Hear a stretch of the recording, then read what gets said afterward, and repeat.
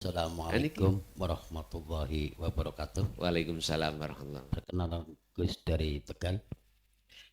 Begini Gus, ada sedikit cerita. Ini kejadian baru kemarin-kemarin. Di saat waktu sholat, anak saya masih nonton TV Gus. Terus saya mengingatkan anak saya, Dek, TV-nya dimatikan, segera sholat. Ingat Allah, segera ingat Allah. Nah anak saya nanya Gus, Pak kalau ingat Allah apanya yang diingat? Saya belum bisa jawab Gus. Jujur saja, saya bingung ya. Terus saya sering melihat Gus di YouTube ya, menerangkan Allah itu hidup, Allah itu hidup. Sengertinya saya hidup itu ada dua unsur Gus. Hidup secara syariat, yaitu hidup yang dihidupkan makhluk. Hidup hakikat adalah dia yang maha hidup, Allah Subhanahu wa taala menurut saya. Kemudian secara syariat juga ya rasa ada dua, maaf Gus, rasa ada dua unsur. Rasa lahir dan rasa batin. Lah, di sini Gus mengatakan tadi zikir dengan rasa. Zikir yang dengan rasa tentu bukan pakai ucap ya Gus ya. Lah, lalu rasa yang mana Gus? Apa yang lahir apa yang batin? Di sini saya bingung Gus. Jadi ada tiga pertanyaan Gus. Satu, ingat Allah apanya yang diingat supaya nanti ya kalau anak saya pulang saya bisa jawab. Nanti saya mau tanya Gus gitu. Saya tunggu Pak, ya.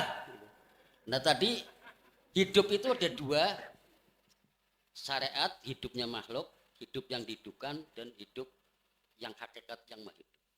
Terus rasa lahir rasa batin pakai yang mana Gus? Terima kasih. Assalamualaikum warahmatullahi wabarakatuh. Waalaikumsalam warahmatullahi wabarakatuh.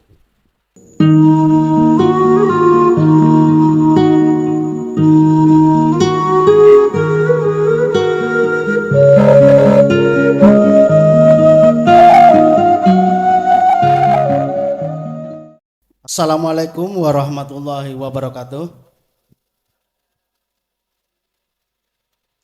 Perkenalkan Gus, nama saya Widodo dari Kertasari, Suradadi, Tegal. Ngacung Pak gak ketok kula. Oh, Umpetan cilik soalnya Gus. Pangapuntennya niki nyuwun sewu badhe tanglet. Pertanyaannya mungkin keluar dari tema pada malam hari ini Gus. Mohon maaf sekali lagi. Pertanyaannya seperti ini. Bagaimana cara supaya tahu asal usul penciptaan nur dari yang kosong menjadi sifat? Seperti itu Gus. Terima kasih matur suwun. Wassalamualaikum warahmatullahi wabarakatuh. Waalaikumsalam warahmatullahi wabarakatuh. Bagaimana proses penciptaan nur menjadi yang kosong? Begini Pak. Kita harus tahu asbabun nuzul surat Al-A'raf ayat 172. Terkait masalah apa yang kusampaikan tadi, alastu birabbikum qalu bala syahidna. Penciptaan nur dari yang kosong. Pun sampai tingali cahaya. Nur iku cahaya. Cahaya lampu niki sampai tingali. Iku saka ndi? Mungkin logika ngomong, oh saka setrum. Lah ngaten nggih?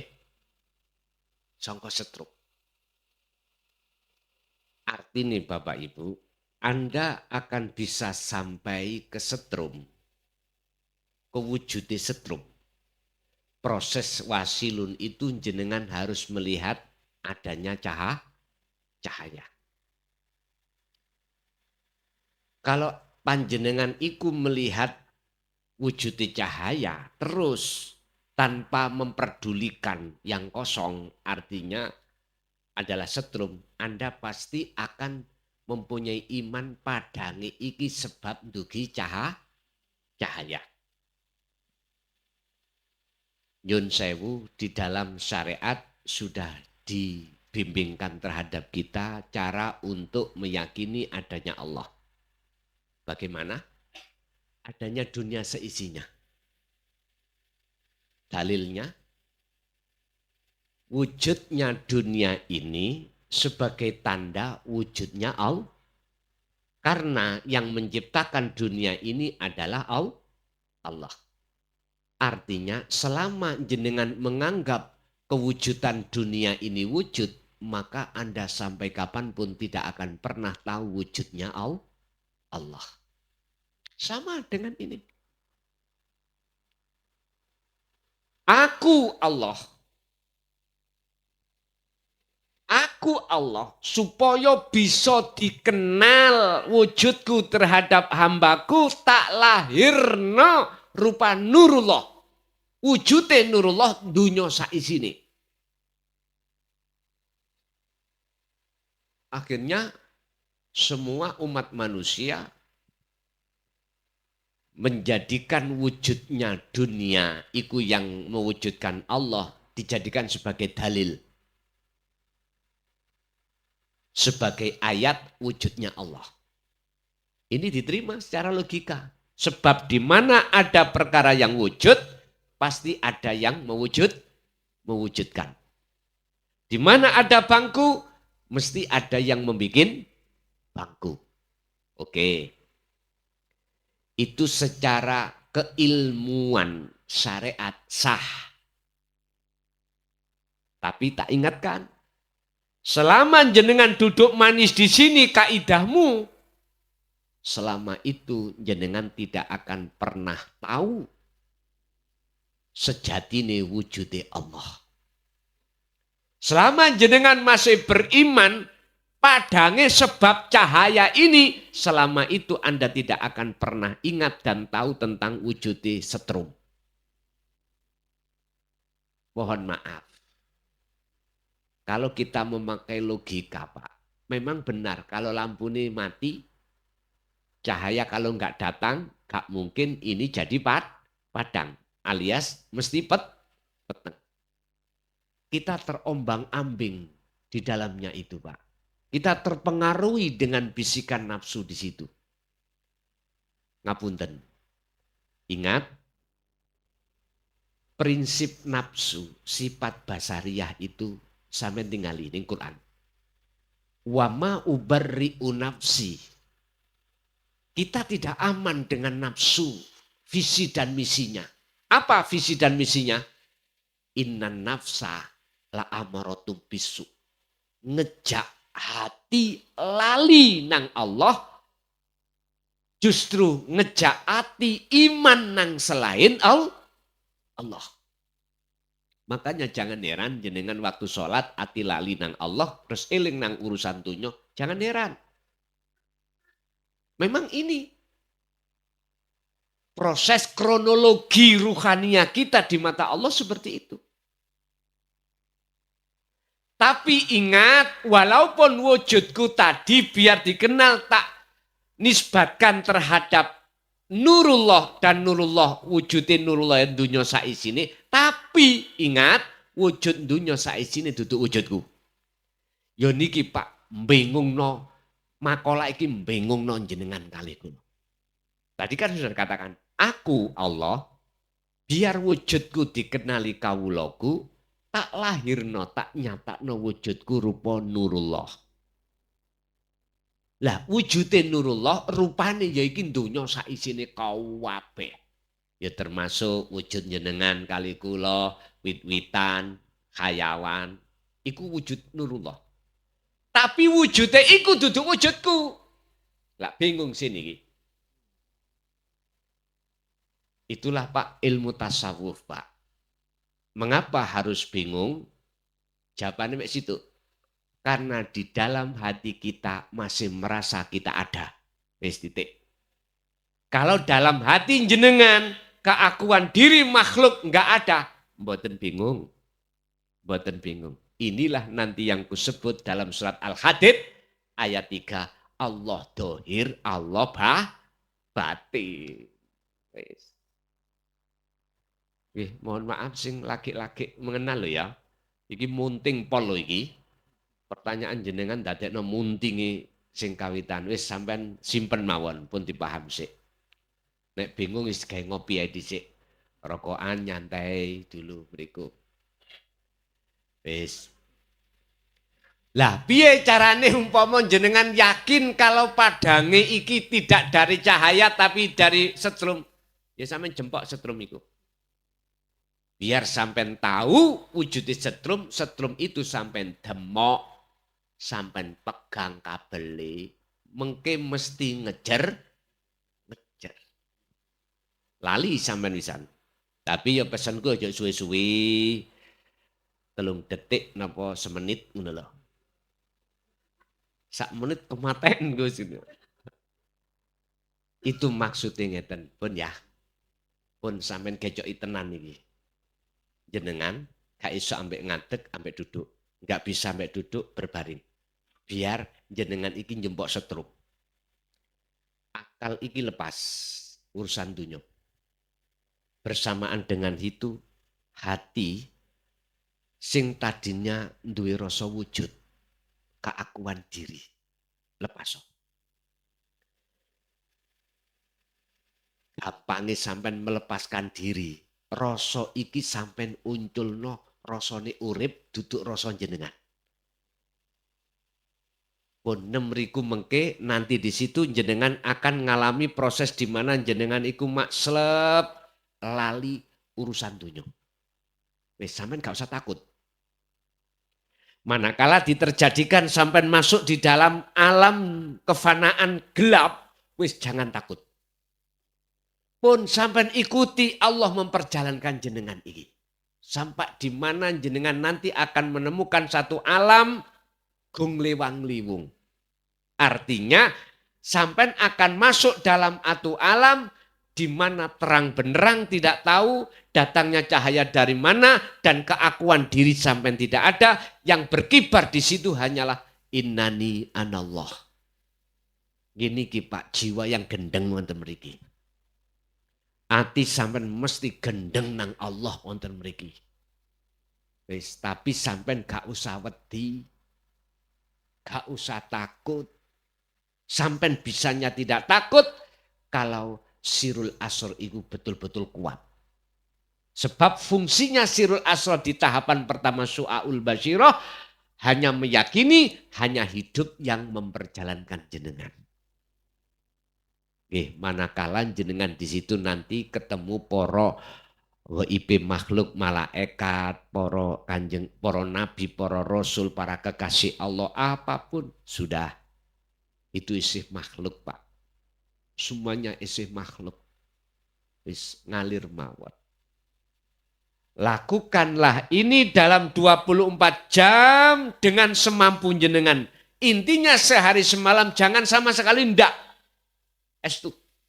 Enggak bisa berdiri dengan duduk. Enggak bisa duduk dengan berbaring. Minimal jenengan ajenge sare. Ajenge sare. Wis, di situ ada kronologi kejadian-kejadian sing di luar batas kemampuan akal sampean. Udah sampean gak usah takut. Sok kadang jenengan iki ruhaniyah semerap jenengan keluar dari jasad sampean. Wis biarin. Sampean nganu teh, ojo wedi. Aku kok iso balik apa gak? Gak usah takut. Ingat prinsip ketika ajal itu sudah waktunya, ya gak balik. Ketika itu enggak waktunya, ya belum datang, mesti balik. Wes prinsipnya itu tok aja. Bon, iku carane sampean kali kula untuk dikatakan jempok setrum ketemu Allah di situ. Wes, ini gua surat Ali Imran ayat 191. Itu Pak kronologinya cahaya sampai kekosongan dalam penciptaannya itu. Jadi ketika saat tersebut ruh nanti masuk rasa. Kalau sudah masuk rasa, ruh itu masuk di dalam cahaya atau nur. Ini nanti kalau sudah masuk pada hidup, maka seluruhnya itu tidak ada. Mulai ruh, rasa, cahaya, terus Allah nama sudah tiada. Urip sudah tiada. Tinggal apa? Tinggal sesuatu yang tidak bisa kau namakan. Makanya la ibsorun wa mubsorun wa basorun. Lanjut. Assalamualaikum warahmatullahi wabarakatuh. Kula saking pembimbing Ustaz saking Kertasari Kecamatan Suradadi, Kabupaten Tegal, badhe tanglek dumateng Bapak Kiai, apa asal kejadian diri atau ihsan? 2, apakah alam semesta yang tidak kelihatan itu adalah hidup? Apakah semua makhluk ada di dalamnya? Mohon dijelaskan. Kula mohon pandonganipun kula nderek ngaos kali pembimbing dari Kertasari. Wassalamualaikum warahmatullahi wabarakatuh. Waalaikumsalam warahmatullahi wabarakatuh. Inna lillah wa inna ilaihi raji'un. Asal muasal paran sangka Gusti Allah ya kudu balik ning Gusti Allah. Asal muasal jenengan fitrah harus bisa kembali fitrah. Nabi Adam asalnya negeri surga akhirat, bukan penduduk bumi. Nanti harus bisa kembali ke surga, bahasanya tadi. Kalau kita melihat proses asal muasal dari Ahad, wa idh qala lil malaikati inni ja'ilun fil ardi khalifah. Sebelum manusia ini Allah ciptakan, Allah itu dawuh terhadap para malaikat. Malaikat, inni ja'ilun fil ardi khalifah. Aku mau menjadikan khalifah di muka bumi ini. Khalifah itu pemimpin. Ternyata itulah manusia. Semua malaikat pada saat itu setuju. Kecuali namanya Ajazil. Wakola Aidon Banul Jan. Mereka mengatakan, Ajazil itu berkata gini Pak, nang Allah. Ya Allah, bukankah kami setiap saat waktu bertasbih, bertahmid, mensucikan jenengan? Apakah nanti tidak akan menjadikan tumpah darah di muka bumi? Ajazil itu jawabnya ngoten. Lalu Allah bersabda, Inni a'lamu ma la ta'lam. Ini sak temeni ingsun. Ingsun Pak. Diterjemahkan secara syariat, ingsun iku Allah. Yang dawuh. Iku a'lamu. Luweh ngerti. Luweh paham. Ma ing apa ta'lamun. Kang orang ngerti sira Ajazil. Ngoten iku Ajazil iku keringetan sak jagung-jagung Pak. Ketika saat didhawuhi Allah ngoten. Bapak Ibu, ini Nabi Adam belum ada. Nur Muhammad di dalam diri jenengan yaiku wiji kang dumadi sak lebete urip. Sesuai dengan tanyakan tadi ning Ahad. Cara gambar fisik nutfah di dalam mani itu ada sel. Itulah yang disebut Nur Muhammad. Bapak Ibu, ini kronologinya. Akhirnya secara syariat Allah menciptakan Adam. Jasate dari saripati tanah. Rohipun dari Allah sendiri. Yang secara bijaksana disebut Nur Muhammad. Sehingga tanpa Nur Muhammad, semua dunia saisi ini tidak akan pernah wujud. Jikalau tidak ada ndok, ya gak ono pitik. Sebetulnya bukan telur itu, Pak. Elas di dalam telur itu loh yang disebut Nur Muhammad. Gak akan terjadi wujudnya ayam. Pun. Ketika sudah wujud, Allah dawuh. Wa idh qala tatkalane dawuh sapa Allah, Gusti Allah lil malaikati terhadap malaikat. Usjudu do sujuda sira kabeh li Adama maring Nabi Adam.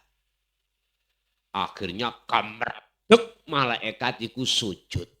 Iki hukum syariat jenengan iku sujud nang kotak watu.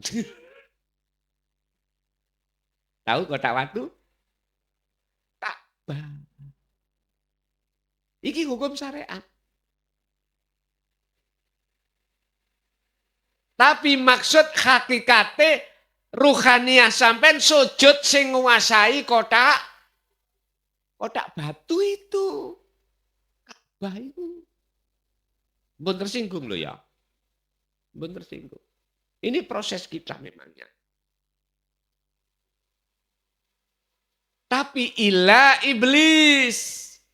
Kecuali iblis ajazil wau. Sebab apa? Aba wastakbar wa kana minal kafirin. Di dalam diri iblis itu ada sifat yang namanya takabur. Sebab apa muncul takabur? Allah dawuh. Iblis dalam Gusti.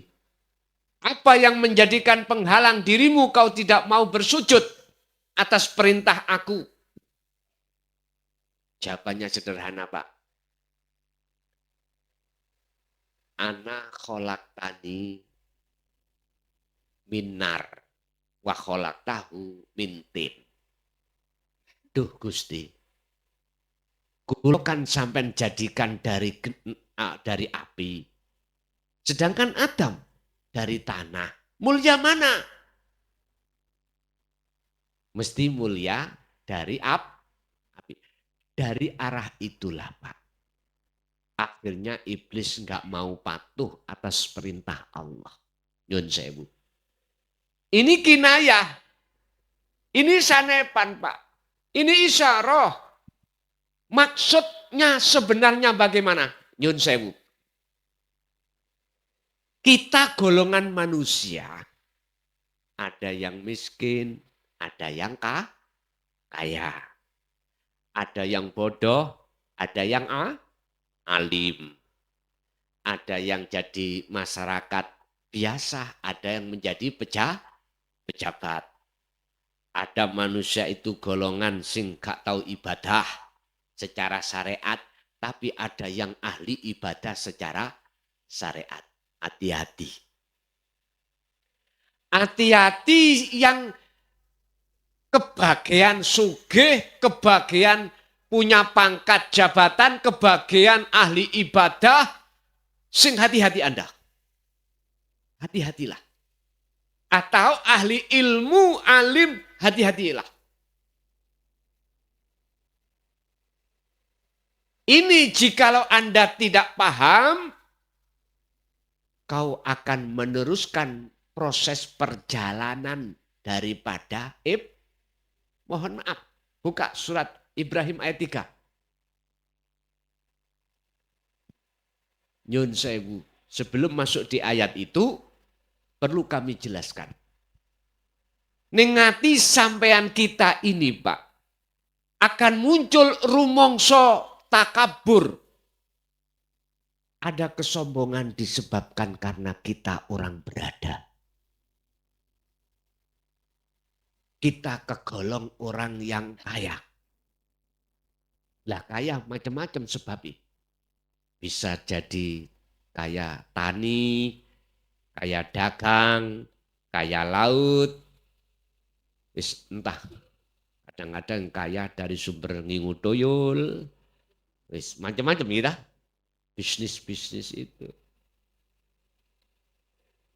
Jenengan Pak, nek gak mengenal ilmu tauhid, siapapun kita pasti takabur. Mesti muncul rasa rumangsa sugih ku kita.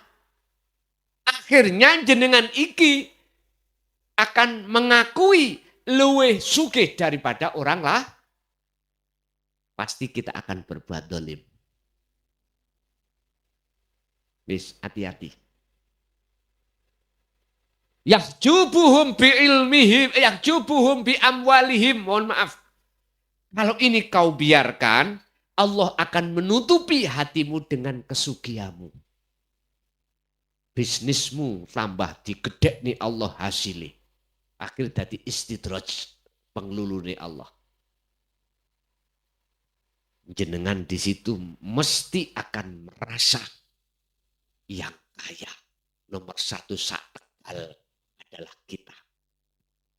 Isma. Akhirnya gak tahu sopo siro, sopo ingsun. Allah nutupi. Hati-hati. Satu. Dua, oleh karena kita mulai kecil dididik ilmu fikih, ilmu hadis, ilmu Quran, ilmu alat, akhirnya kita alim ilmu itu. Bahkan menjadi penasehat. Segala hukum apapun yang endingnya di dalam dohiriyah, kalau tidak fatwa dari kita, umat itu kurang lego, kurang puas. Hati-hati. Hati-hati. Bisa jadi kita dalam hati akan rasa takabur pada Allah atas ini semuanya. Pada sifat ilmu jelas sifat ma'ani, sifat wajibnya Allah. Mengapa dirasa diakui kita rampas? Ini jelas salah. Ini kita akhirnya merasa kita jadi orang alim. Padahal yang alim itu adalah Allah sendiri. Kalau seperti ini Pak, mesti jenengan iki merasa lebih alim daripada orang lah. Ini kalau kita biarkan, kita tidak akan menerima makalah orang lain, pendapat orang lain. Membenarkan pendapat saya sendiri yang berhak, yang harus dipakai. Wis, ini adalah takabur di mata Allah. Hati-hati. Yahjubuhum bi ilmihim. Allah akan menutupi dengan ilmu itu terhadap hati kita, sehingga hati kita sampai kapanpun akan buta terhadap Allah. Na'udzubillah. Lagi rasa takabur akan muncul dalam hati kita disebabkan kita merasa lebih baik daripada orang lain. Dengan bentuk kita disebut oleh masyarakat al-ubad, ahli ibadah. Secara dohiriyah. Mohon maaf, hati-hati. Allah bisa menjadi menutupi hati sampai dengan status al-ubad tadi. Bapak Ibu, 3 hal ini tidak akan Allah jadikan sebagai hijab tutupi hati jenengan, manakala jenengan faktulu anfusakum. Meniadakan keakuan diri kita yang kaya, diri kita yang alim, diri kita yang lebih baik daripada orang lain. Lalu muncul semuanya yang kaya, yang alim, yang baik itu hanyalah ingsunnya Allah. Baru selamat. Berhubung iblis tidak ada di situ, nggak mau Pak. Akhirnya iblis minta 2 rekom. Datang Allah. Al-Hijr 39:40. Ya Allah, saya sudah kadung sampai cap sebagai makhluk yang khianat, makhluk yang mokong. Izinkanlah saya minta 2 rekom. Apa belis? Setunggal, 1. Izinkanlah saya untuk menyesatkan Adam dan anak putu Adam. Monggo, nek iso. Nomor 2, tangguhkanlah umur saya tidak jenengan pateni sampai hari kiamat. Oleh karena iblis itu dapat rekom dari Allah untuk menyesatkan Adam dan anak putu Adam, maka terjadilah fakta Nabi Adam diusir oleh Allah dari surga ke dunia. Hanya disebabkan karena makan buah. Wala taqrabah hadis syajarah. Adam, jikalau kau ingin tetap bermukim di negeri akhirat, jangan kau pernah mendekati buah khuldi. Bapak Ibu, jikalau jenengan pingin makrifat terus waktu kecil, jangan Anda mendekati buah khuldi, yaitu hubus syahawah. Ini. Tapi berhubung wis nasi Gusti Allah ikut terjadi, maka terjadilah kita tersesat dan disesatkan oleh nafsu, oleh iblis itu. Seperti Nabi Adam. Tapi Gusti Allah pesen, Adam, wis blenger nak kuwi ana donya. Wis kapok inggih gak weno. Mangan ya leren nandur, leren soro. Jenengan diwastani, kuwi wis akil balik. Ning donya pegel awakmu ning donya. Biyen dadi anak kecil aja enggak kerja, dia apa kemauannya akan datang. Dikasih orang tua, Pak, Bu, sate Bu, mesti kasih. Padahal anak kecil enggak pernah kerja, minta gini, minta gitu, dituruti. Itulah Pak gambarannya Pak. Sekarang proses jenengan kadung sudah seperti ini, Allah mengingatkan. Adam, ingin balik anak? Nggih Gusti. Tapi ono syarate. Apa syarate? Niki lho sampeyan cekel. Fatalaqqa Adamu mir Rabbi kalimatin fataba alaihi. Syarate mung situk. Adam bisa balik nang negeri asal akhirat, jenengan balik ke fitrah nang Allah syarat di situ. Apa menurut ayat itu? Harus menerima kalimat. Kalimat iki wahyu. Wahyu itu bukan sawah payu lo ya. Wahyu. Sing dimaksud wahyu niki fitrah Pak. Apa yang menjadikan hati jenengan itu bisa kembali pada Allah. Itulah kefitrahan wahyu. Saya jawab, yang disebut kalimat adalah wahyu sing didik ruhaniah jenengan, tinggalkan iman selain Allah. Pun titik. Anik butullaha wastanibut tauhid. Arahkanlah imanmu, ruhaniahmu itu hanya pada hidup. Wastanibut tauhid, dan jauhkanlah hatimu dari tauhid selain Allah. Faqala aidon wa may yakfur bitauhidi wa yu'min billah, barang siapa meninggalkan tauhid maka wa yu'min billah, dia akan bertemu Allah. Caranya ya niku wau, terusno oleh zikir niku. Fataba alai, kesalahan Nabi Adam memakan buah khuldi diampuni Allah. Kesalahan jenengan memakan buah khuldi yang akhirnya menjadi syirik khafi akan diampuni Allah karena kembali. Yes. Mutu qoblal maut, lakukanlah hal ini sebelum datangnya kematian. Ini Bapak ya.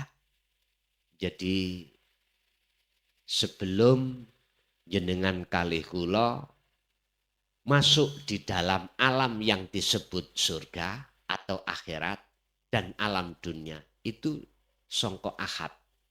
Lah bagaimana kembalinya ke akad? Yo tiadakan keakuan jenengan sebagai makhluk yang wujud, sebagai makhluk yang kidam, yang bakok, dan sifat-sifat wajib Allah. Lepas Pak. Caranya teruskan oleh mudzikir titik pun. Itu yang pertama. Yang kedua, pertanyaan yang kedua. Lali. Apa yang kedua tadi Pak? Lupa saya.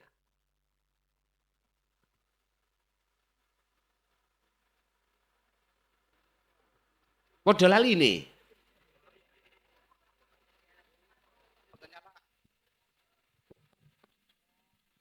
Apakah alam semesta itu adalah wujud dan Adalah apa?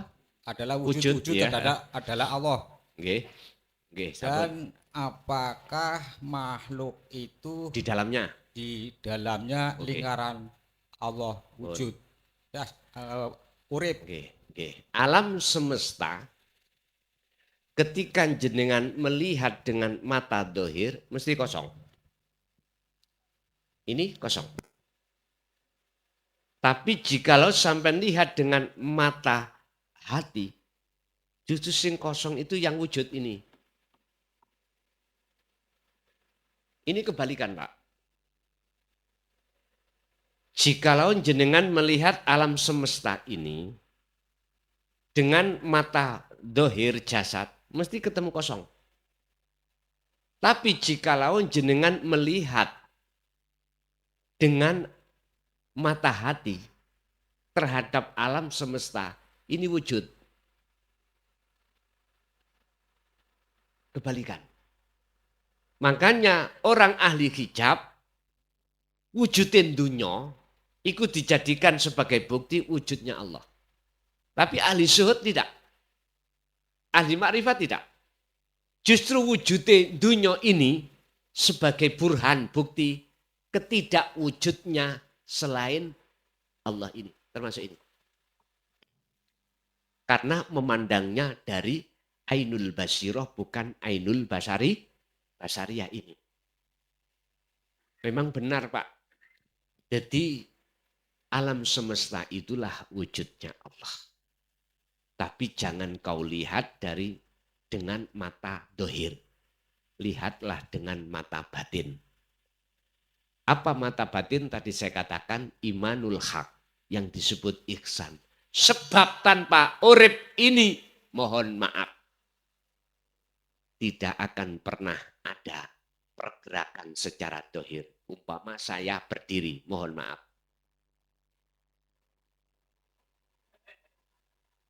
Kalau saya tidak bergerak, bayang-bayang nggak akan bergerak. Ketong ya? Oke. Yang ketiga, apakah makhluk itu di dalamnya itu? Tinggal kita memandangnya dari mana. Kalau memandangnya dari mata dohir, benar. Sebab apa? Sebab yang melayani seluruh makhluk itu adalah urip iku. Contoh, kita bisa ke sini, yang menjadikan bisa ke sini siapa? Urip. Oke. Kita makan, siapa yang menggerakkan dalam makan? Urip, hidup, ya. Sampah, kita telan dan lain sebagainya. Intinya hanya urip itu yang melayani kita setiap detik. Dalam hal melihat, mendengar, berucap, bernafas, apapun tidak bisa lepas dari hidup. Tapi jikalau mandangnya ini dari pandangan rohaniah, tidak ada selain daripada yang ada. Bagaimana mungkin perkara yang tidak ada itu bisa melihat yang ada, bisa bergerak? Enggak bisa. Yang bisa bergerak, yang bisa melihat, itu yang ada sendiri. Cik bingung. Untuk meniadakan perkara yang sejatinya tidak ada, kembalilah jenengan dalam surah Al-Baqarah ayat 54. Faktulu anfusakum. Bunuh diriyo. Bunuhlah keakuan makhluk mulai dari wujud sampai apapun. Lalu tetapkanlah wujud itu siapa. Keterangan sifat wajib itu tidak boleh tidak. Keterangan sifat wajib itu tidak boleh tidak. Contoh wujud tidak boleh tidak ada kewujudan itu. Ketidakwujudan itu dalam diri Allah. Artinya sing wujud hanyalah Allah. Lalu lawan sifat wujud adalah Adam. Tidak wujud itu menjadi sifat wujudnya makhluk. Jikalau jenengan sudah menetapkan sifat Adam dalam diri jenengan, maka akan nyata wujudnya Allah. Bon. Sekali lagi, jikalau jenengan menetapkan sifat Adam dalam diri jenengan sebagai makhluk, maka akan nyata wujud sejatinya Allah dalam diri panjenengan. Pun kalau hanya dia yang ada, maka selain itu tidak ada. Jadi makhluk tidak ada di dalam urip. Miturut pandangan hakikat makrifat. Nek menurut pandangan syariat yang memangi di dalam hidup itu ada makhluk. Begitu. Lanjut. Assalamualaikum warahmatullahi wabarakatuh. Perkenalkan, nama saya Kajan dari Kertasari, Suradadi, Tegal. Saya akan bertanya kepada Bapak Yai terkait dari awal masalah sholat. Bagaimana ketika sholat sedang sholat, akan tetapi saya mengingat pada Allah atau hudur, akan tetapi lupa akan rakaat atau bacaan. Apakah menurut syariat itu sholatnya sah atau tidak? Atau itu sah secara hakikat? Kedua, bagaimana orang yang masih di wilayah atau di makom syariat saja itu rohaninya masih najis atau tidak? Terima kasih. Wassalamualaikum warahmatullahi wabarakatuh. Waalaikumsalam warahmatullahi wabarakatuh. Saya harus memakai dua kacamata. Kacamata syariat dan hakikat. Kacamata manusia dan kacamata Allah. Miturut kacamata syariat, berhubung jenengan waktu sholat iku ati sampai gendeng nang Gusti Allah, syariat itu nggak bisa memberi hukum. Di dalam ilmu fuqaha tentang fikih dari mazhab siapapun, wong gendeng iku nggak bisa hukumi. Orang gila loh ya. Jadi dalam syariat itu terbatas menghukumnya itu. Harus sesuai dengan dalil akliyah. Kalau dia tidak berakal, akhirnya dilalaikan Allah, ya sudah. Syariat nggak bisa menghukumi. Terus bagaimana kacamata hakikat? Hafidhu ala sholawah was sholatil wusta wa qumu lillahi qanitin ai khashiin. Wajib sholat itu khusyuk bertemu Allah. Tapi untuk bertemu Allah ada dua golongan. Satu khos, kedua khawasul khawas. Kalau khos berarti dilalaikan akal sampean, tidak hanya hati, akal dilalaikan jenengan iki posisi dalam sholat. Apalagi rokaat lalai. Enggak bisa hukum syariat menghukumi. Karena sampean iku majnun, jadab. Oke? Pun satu. Nomor dua, secara kacamata hakikat, mengunggui Allah, yaitu yang disebut inni wajjahtu wajhiya lilladzi fataras samawati wal arda hanifau wa ma ana minal musyrikin. Inilah sholat yang tidak menyekutukan Allah. Harusnya seperti ini. Dalam surat Al-An'am 79 ini tadi, jikalau ini wajah tu, sesungguhnya wajah ruhmu itu menghadap terhadap sifat Allah, tidak menghadap wajah tu wajhiya, wajah Allah, tapi menghadap sifat Allah yang berupa samawati wal ard, maka tidak wama ana minal musyrikin. Manafinya harus ini akan hilang. Akhirnya wa ana minal dan saya termasuk orang yang menyekutukan Allah. Ini terang-terangan saya terangkan ini supaya umat Islam paham, supaya sholatnya itu meraih betul-betul sholat yang khusyuk. Jadi yang kedua, kalau jenengan diletakkan khawasul khawas, akal masih sambung Pak terhadap rokaat berapa, tapi hati sampean nggak sambung. Karena hati sampean di dalam genggaman Allah, sudah ke ahad. Akal sih disambung ke Allah, akhirnya jenengan bisa ngimami. Karena sampean membawa sifat papat, sidik, fatonah, tablek, amanah. Kalau yang khos tidak dibawakan ini. Enggak dibawakan. Makanya tidak boleh jadi imam. Di tengah-tengah sholat wong syariat. Bingung wong syariat nanti. Nah, mari takbiratul ikhram langsung sujud. Gak bingung ah. Wes jadi makmumai dulu. Bon. Yang pertama. Yang kedua, apakah ruhaniyahnya kita orang syariat itu masih kotor? Lah gitu nih. Bon. Tadi sudah saya katakan manusia itu ada jasmani, ada rohani. Jasmani dididik hukum syariat, rohani dididik hukum hakikat. Jasmani hablum minan-nas, rohani hablum minallah. Jasmani dunia, rohani akhirat. Apakah kita yang ada di syariat itu ruhaniyahnya mesti masih kotor? Jawabannya ada dua. Jikalau jenengan berjalan dengan kaki satu, piye rasane? Pincang toh? Pincang.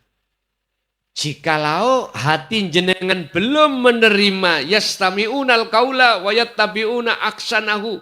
Az-Zumar ayat 17-18. Orang yang dipilih oleh Allah, maka kita asline masih kotor di mata Allah.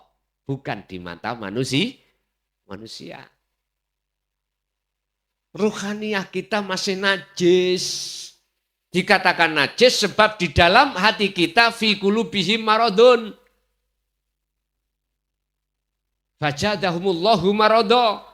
Masih ada banyak penyakit, Pak. Tapi kita tidak merasa selama ini. Iblis ngomong, Gusti, semua Adam dan anak putu Adam akan kujerumuskan, kecuali satu yang tidak bisa aku jerumuskan. Siapa? Illa ibadaka minhumul mukhlasin. Ayat 40. Surat Al-Hijr. Siapa mukhlasin itu? Orang yang dipilih Allah. Siapa yang dipilih? Dijawab Az-Zumar ayat 17-18. Dialah alladzina yastami'unal qaula wa yattabi'una ahsana. Dialah dia yang sudah mendengarkan ajan Rasulullah di jalur dinul haq. Dia tidak hanya beriman akan tetapi juga melaksanakan. Jenengan tadi sudah beriman tentang rasa terus sampai lakokake, yaitu minhumul mukhlasin. Kalau jenengan sudah masuk di situ berarti jenengan inilah yang dimasukkan surat Al-Hijr ayat 40. Ini kok gak gampang Pak nafsu melebu jenengan, ati jenengan waktu sholat. Gak gampang. Karena Allah yang menjaga jenengan lewat cahaya makrifat dalam diri jenengan disebabkan karena selalu hati jenengan berzikir. Pun kembali pada pertanyaan. Apa memang pertanyaan yang kedua lali aku Pak?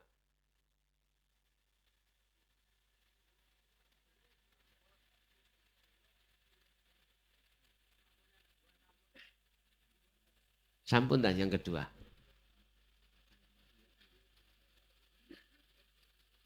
Ada yang ketiga mboten? Mboten enten. Mungkin ibu ada? Ada ibu yang bertanya? Kalau enggak ada kita kembali ke Bapak. Masih ada Bapak? Monggo. Assalamualaikum warahmatullahi wabarakatuh. Waalaikumsalam warahmatullahi wabarakatuh. Perkenalkan Gus, saya Ahmad Marzuki dari Ralu Dongkal Pemalang. Yang ingin saya tanyakan seperti ini Gus, di dalam syariat, di rukun iman, antuk mina billahi wa malaikatihi wa kutubihi wa rasulihi wa bil yaumil akhiri wa bi qadri khairihi wa syarihi. Yang akan saya tanyakan di wa bi qadri khairihi wa syarihi. Itu adalah keseluruhan bahwa baik dan tidak baik adalah ciptaan Allah. Tapi di sini praktek kita disuruh bahwa manakala yang baik dinisbatkan ke Allah, tapi yang tidak baik dinisbatkan pada diri kita yang melakukan.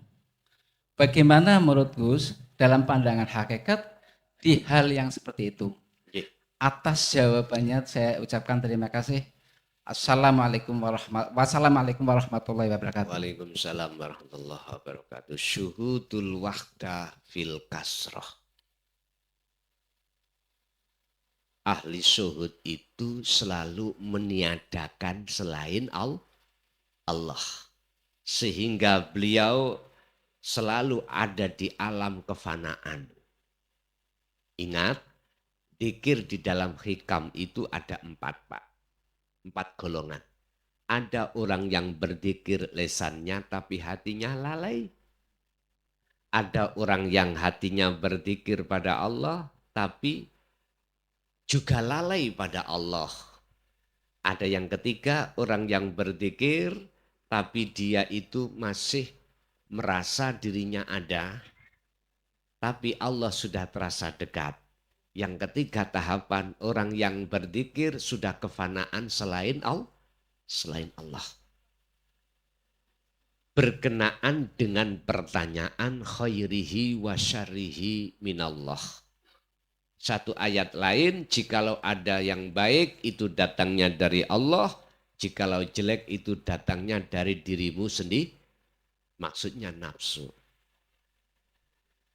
Jenengan biar tidak menuduh ada sesuatu yang berkuasa selain Allah. Harus syuhudul wahdah fil kasroh. Artinya mengahadiahkan untuk menuju ke ahad. Mengahadiahkan hal-hal yang banyak untuk menuju ke tunggal, ke esa. Piye carane? Empun ningali nama Allah. Empun ningali nama malaikat. Empun ningali hal-hal yang kayaknya dari makhluk. Tapi lihatlah hidup.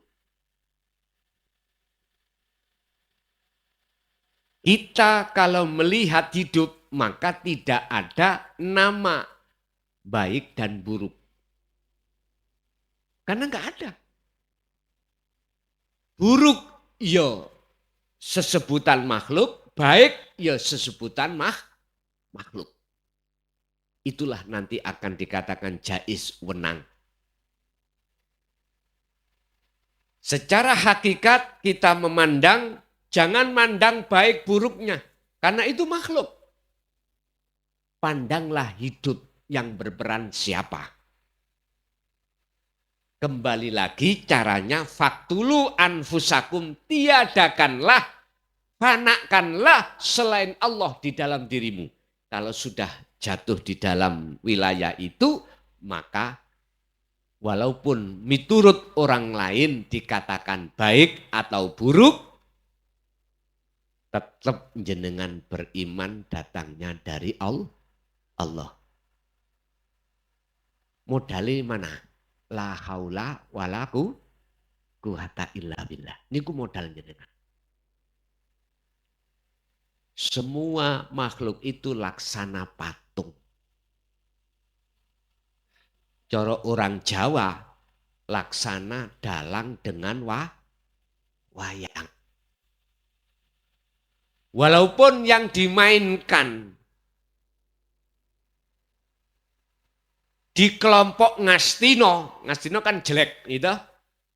Tapi siapa yang memerankan?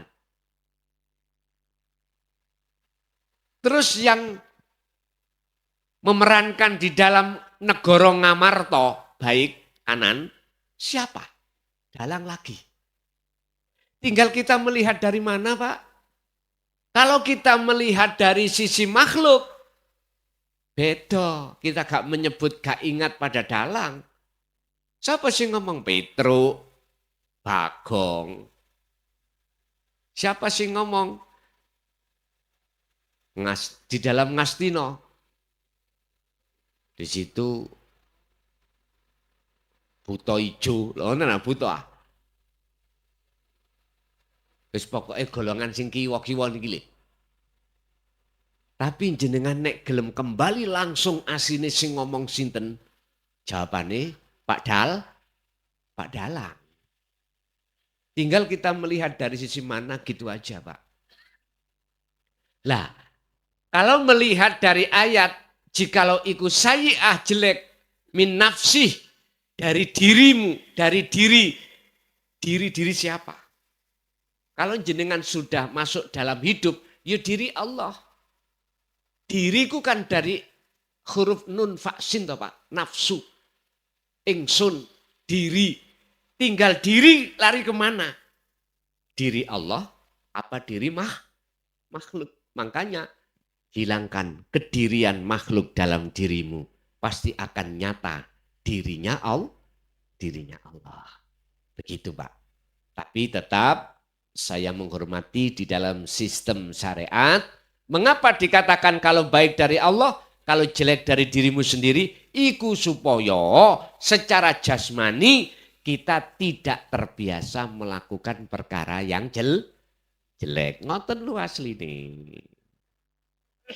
Makanya ada hukum dua, larangan dan perintah ada di situ. Cuman sayang sedikit, hukum larangan perintah secara rohaniah itu tidak mereka terima. Ini. Sehingga kita orang syariat sampai kapanpun tetap rohaniah kita di mata Allah najis. Dikatakan najis, dalam hati kita masih ada iman selain Allah. Lanjut, masih ada? Assalamualaikum warahmatullahi wabarakatuh. Waalaikumsalam warahmatullahi wabarakatuh. Perkenalan Gus dari Tegal. Begini Gus, ada sedikit cerita. Ini kejadian baru kemarin-kemarin.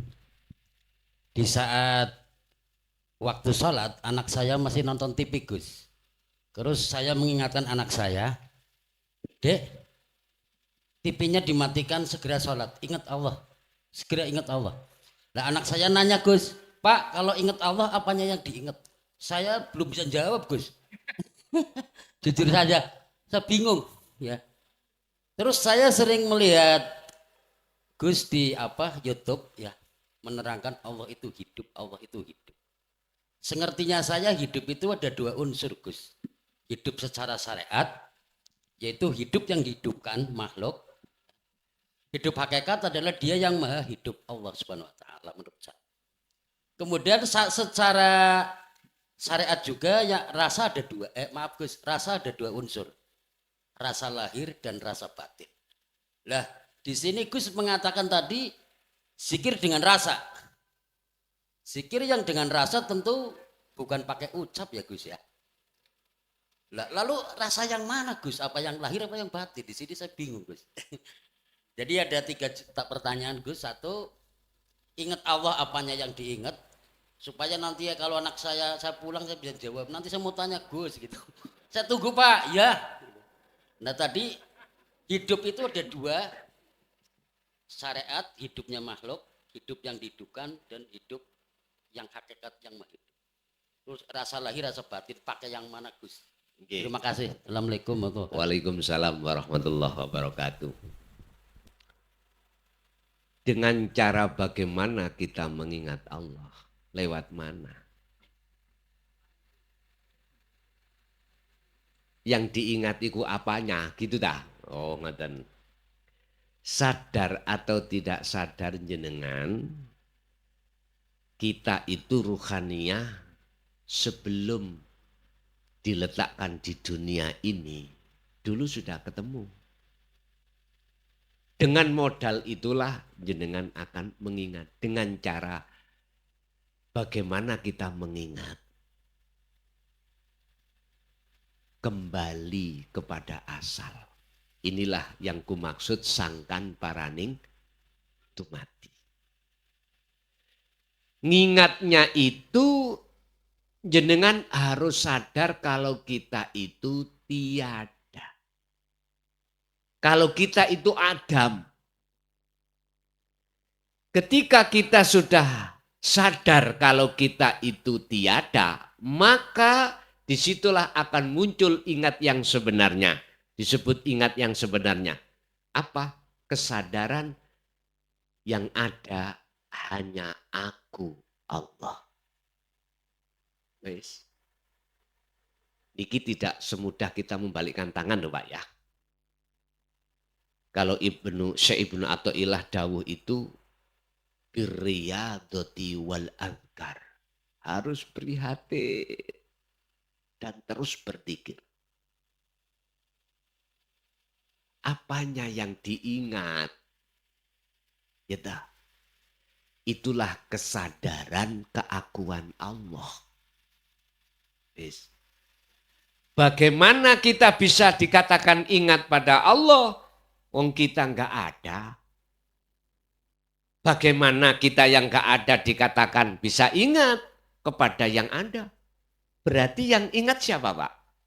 Allah sendiri setelah jenengan kali kula meniadakan dengan bentuk kesadaran bahwasannya diri itu tidak ada.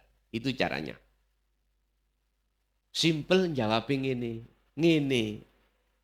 Nah, gini nak, cara untuk mengingat Allah. Sing ingat iku Allah. Setelah diri kita, keakuan diri kita itu tidak ada. Jikalau sudah ada kesadaran diri kita tidak ada, itulah tanda-tanda sudah dikatakan ingat pada Allah. Sebab yang ingat Allah itu Allah sendiri. Wis kurang genah nak, madepon nang kaca pengilon. Ketok wajahe sapa nak awakmu? Gula jawabane ketok wajah kula sendiri. Ya iku maksude.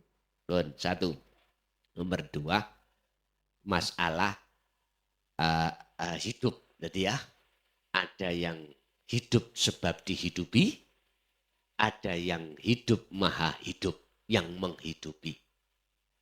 Atau dikatakan hidup dohir, hidup batin. Inilah Pak yang saya maksud.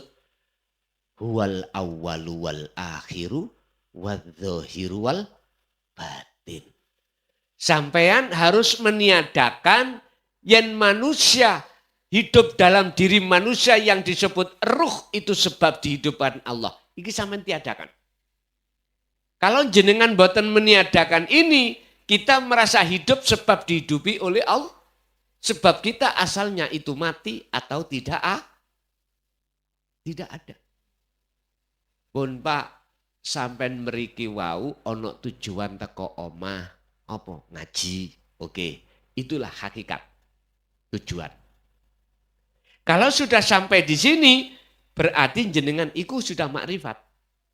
Lah makrifat iku nyatane hakikat. Tapi berangkatnya ke sini seakan-akan jenengan ke sini bisanya ke sini itu numpak syariat dan torikoh.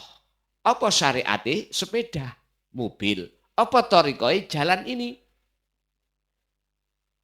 Tapi ketika sampean sudah di ahad, di makrifat duduk di sini, mana sepedanya? Sampean parkir mboten? Parkir nggih? Mboten digewecoki terus gendong. Terus jalannya nanti tadi mana? Sampean lewati tok toh? Artinya apa, Pak? Kita akan sah mengatakan antara rasa batin dan rasa dohir, antara hidup dohir dan hidup batin, la farqa bainahuma, tidak ada bedanya manakala sudah di titik ahad. Itu caranya. Kalau jenengan belum di sini, ya masih ada di perjalanan tadi. Syariati sepedaan terus, torikoi lewat jalan. Nah, ada hakikatnya enggak? Tujuannya enggak? Ada tujuan? Kalau dikatakan ada tujuan ke sini, mesti jenengan ikut ke sini. Kalau sudah sampai di sini, sebelumnya jenengan parkir sepeda tadi. Artinya keakuan diri kita parkir. Ibnu Athaillah dawuh terkait masalah ini. Idfin wujudaka. Pendemen keakuan iro. Fi ardil humuli, di dalam bumi humul. Humul itu sepi. Pendemen keakuanmu di dalam bumi humul. Apa bumi humul? Sepi. Lebokno rasa rumangsa keakuan diri itu di dalam kefanaan. Sebab jikalau jenengan belum memendem bumi keakuan di bumi humul, sing muncul dalam diri jenengan itu keakuan hamba terus mungkin. Jikalau jenengan mau untuk memendam di bumi humul keakuan jenengan, maka yang nyata, yang tumbuh dengan benar, itu adalah keakuan Allah. Keakuan Allah. Ini tidak bisa dibantah. Kul ja'al haqqu wa zahaqal batil, innal batila kana zahuqa. Jikalau lampu itu sudah menyala, tidak bisa dibantah kebenarannya. Kegelapan itu akan hilang.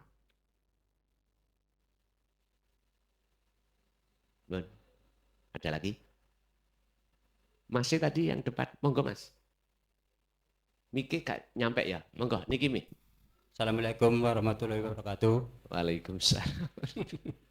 Mamunten Gus. Perkenalkan, nama saya Cipto dari Dukuwaru, desa ini, dari Kabupaten Tegal. Mohon maaf Gus, saya mewakili Jamiah Jaya Abadi Nur Iman. Nyuwun izin pada tanggal Gus. Pertanyaan pertama mewakili Jamiah. Wajibkah umat Islam harus bertauhid? Kaping kalih nyuwun pitutur fatwaipun panjenengan Gus tentang bagaimana, barangkali ada trik yang jitu Gus, supaya sedikit kita bisa cepat nyampe ke usulan. Kalau boleh pertanyaan ketiga tentang isyarah Gus. Isyarah. Iya. Isyarah yang datangnya dari mimpi dan isyarah yang datangnya dari kejadian keseharian Gus. Mapunten. Assalamualaikum warahmatullahi wabarakatuh. Waalaikumsalam warahmatullahi wabarakatuh. Satu kali lagi nggih, niki sudah mencapai jam 12, besok kami juga kerja ya. Masih pakai yang depan ini ya. Lali. Dari Jamiah, wajibkah umat Islam untuk bertauhid? Nggih. Pun.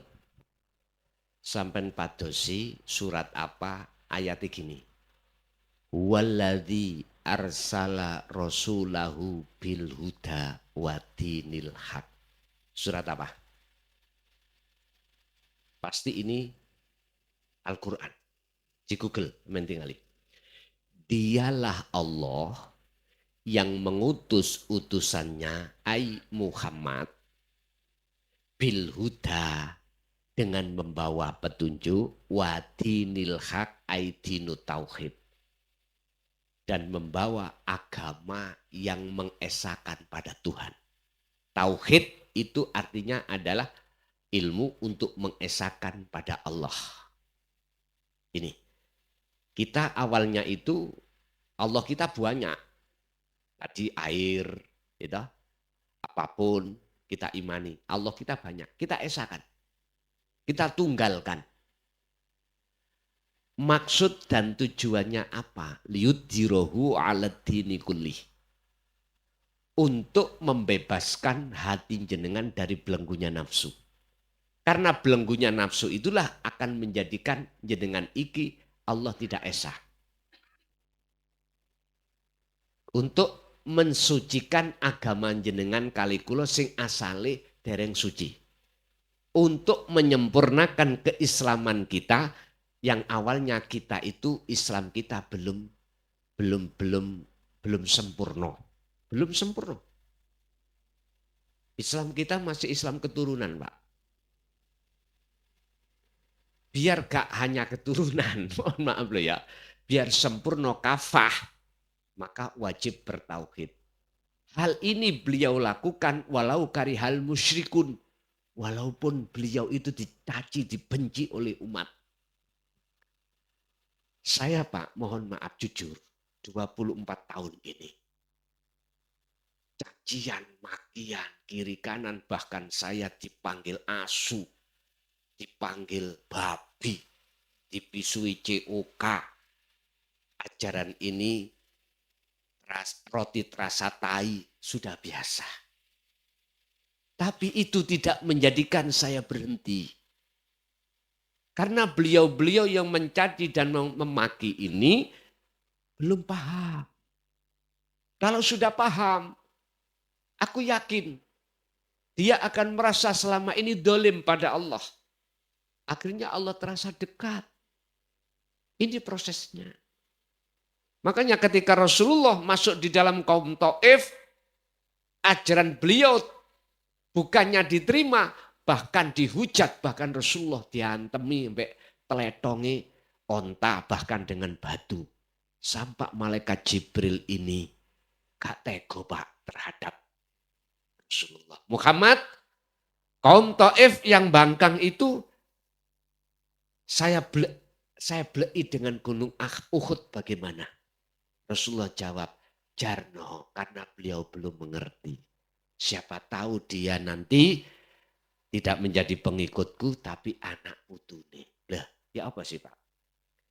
Dan ini sudah terjadi pada diri saya ketika tahun 2007. Golongan-golongan yang tadinya itu dikatakan sebagai ahli kitab.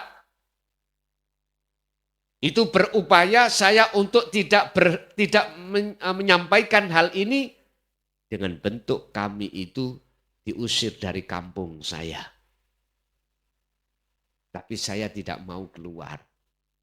Karena saya mengatakan beliau-beliau itu belum paham dan butuh proses, Pak. Setelah proses selama kurang lebih hampir 4 tahun, beliau sadar Pak. Akhirnya sampai sekarang saya dijadikan sebagai kepala desa. Ayo. Kesimpulannya, orang yang membenci atas ajaran yang kau sampaikan di jalur dinul haq, jangan kau benci. Dia punya 2 hal. 1, karena alasan dia nggak paham. Kedua, dia masih perlu waktu proses. Sampai semerap kita punya anak kecil yang belum balik, entah umur 3 tahun. Dia suka-suka main di pinggir kolam, kecek sampai air, ya dah. Di pinggir kolam. Padahal itu bahaya, dia enggak paham. Kita sebagai orang tua yang mengerti, bagaimana Pak? Diangkatlah anak itu supaya tidak tenggelam lagi, toh. Menangis toh. menangis. Biarin dia menangis karena dia itu memang belum paham kalau itu bahaya. Kadang-kadang dia suka api, lilin, mercon gitu lah. Dia nggak sadar kalau itu bahaya. Kita orang tua yang sudah sadar, kita selamatkan walaupun dia menangis. Nanti prosesnya kalau dia sadar, oh iya, ternyata Bapak menolong saya. Nggak gitu toh? Itulah logikanya seperti itu. Jadi wajib bagi umat Islam untuk menyempurnakan Islamnya. Otomatis bertauhid. Al-Baqarah 208. Udhulu fisilmi kafah. Jikalau sudah sempurna, mengapa berikut ayatnya Allah katakan wala tattabi'u khutuwati syaitan, supaya jenengan itu tidak mudah kena gebyare dunya. Jika mudah bisa kebisikan hawa nafsu alladzi yuwaswisu fi sudurin linnas. Biar gak mudah seperti itu. Satu. Nomor dua, lali. Yang kedua tadi apa Pak? Ini kini betul kalau tulis biasanya kalau tulis Itu tentang ini Gus, zikir supaya cepat sampai ke usulan. Oh iya. Sampai buka surat Al-Insan ayat 25-26. Ini terjadi pada beliau baginda Kanjeng Nabi sampai Kanjeng Nabi itu mencapai derajat maksum di sini. Wadhkur isma rabbika bukrata wa asila wa minal laili fasjud lahu fasabbihu lailan tawilan. Pagi sampai sore bahkan malam yang panjang sibukkan hatimu berzikir. Titik. Berarti setiap napas. Waduh angel Gus. Mpun ngomong angel disik. Memang semuanya itu berawal dari susah. Susah. Tapi kalau itu nanti sudah terbiasa, dengan sendirinya tidak akan bisa putus. Boleh jasad sampean berbicara tentang urusan dunia, tapi hatimu tidak bisa lepas dari zikir. Baik dalam keadaan tidur atau tidak tidur. Waktu tidur, napas pernah berhenti? Disitulah Pak nanti terus berzikir. Itulah mencapai maksud. Yang ketiga, yang terakhir tadi apa? Isyarah. Isyarah mimpi. Mimpi apa tadi? Mimpi apa Mas? Dari mimpi aja. Oh dari mimpi. Gini Pak. Tentang mimpi itu ada takbir ru'yah. Mimpi itu proses perjalanan ruhaniah. Dan mimpi itu ada macam dua. Ada mimpi yang susah, ada mimpi yang senang. Jenengan mimpi dikejar-kejar orang gila membawa kelewang, lari enggak? Lari gih? Mimpi dikejar-kejar anjing sama lari enggak? Padahal mimpi. Tapi setelah bangun, walah mimpi lagi ya. Jangan main. Jangan main-main. Mimpi itu adalah gambaran proses perjalanan kita masing-masing. Dan itu punya maksud dan terjemahan masing-masing. Tergantung mimpi yang bagaimana. Ada dua mimpi orang, ahli hijab dan ahli syuhud. Niki. Ada dua mimpi seseorang, ahli hijab dan ahli syuhud. Sama dengan kita gak tidur dalam keadaan sadar. Perilaku kita ada perilaku ahli hijab dan ahli syuhud. Ahli hijab mesti gini Pak. Husnul a'mali nata'iju husnil ahwal. Su'ul a'mali nata'iju su'il ahwal. Mingkol bin rohibin. Itu perilakunya kita ahli hijab. Segala perbuatan apapun secara fisik. Baik yang disebut ibadah murni atau tidak murni. Di mata Allah. Mohon maaf. Nggak bisa dikatakan baik. Bukan di mata manusia. Sebab gini. Apik lan elee. Perilaku jasmani ini.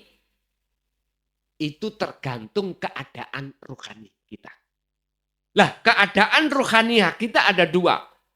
Pertama mingkol bin rohibin, yang kedua mingkol bin zahidin. Ini hikam. Mingkol bin rohibin iku tondo ati sampean iku condong madepin nang makhluk.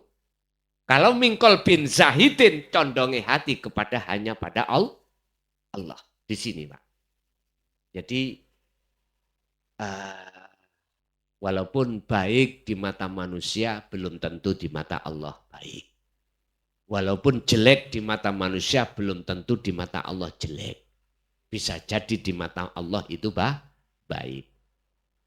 Walaupun di mata Allah itu baik, di mata manusia juga baik. Ada lagi yang terakhir, ada baik jelek di mata manusia, lebih-lebih di mata Allah. Mungkin kapan-kapan kita jelaskan terkait 2 pandangan, 4 pandangan tadi. Ada kalanya jelek di mata manusia, di mata Allah baik. Ada baik di mata manusia, di mata Allah jelek. Ada jelek baik mata manusia ataupun di mata Allah. Ada baik di mata manusia, ada juga baik di mata Allah. Oke, terakhir ini tadi yang depan, monggo. Oke, Mike.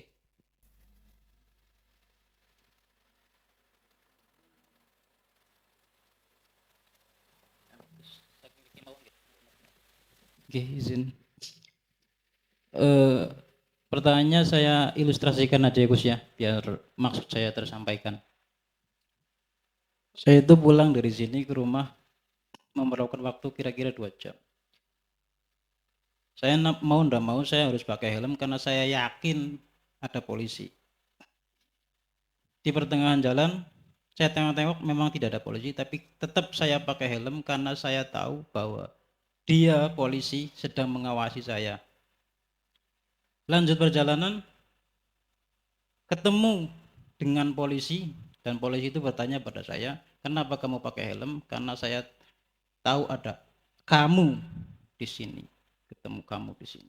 Cuma pertanyaan saya, bagaimana caranya saya pulang dari sini ke rumah? Tetap pakai helm karena saya itu merasa bahwa polisinya itu adalah aku. Karena yang tadi jenengan ucapkan dari awal, dari pertengahan, bila nanti kita sudah game over dan belum menemukan akunya itu, kita tidak bisa ditolong. Yang saya khawatirkan, sampai saya mati saya tidak ketemu dengan kata la ilaha illa ana. Yang saya khawatirkan itu, saya mohon, kalau memang ada caranya, mohon Gus bisa membantu saya. Terima kasih. Assalamualaikum. Waalaikumsalam warahmatullahi wabarakatuh. Memang awal proses kita merasa selalu diawasi Allah. Untuk selalu diawasi Allah, jenengan tidak boleh melepaskan la ilaha illa anta.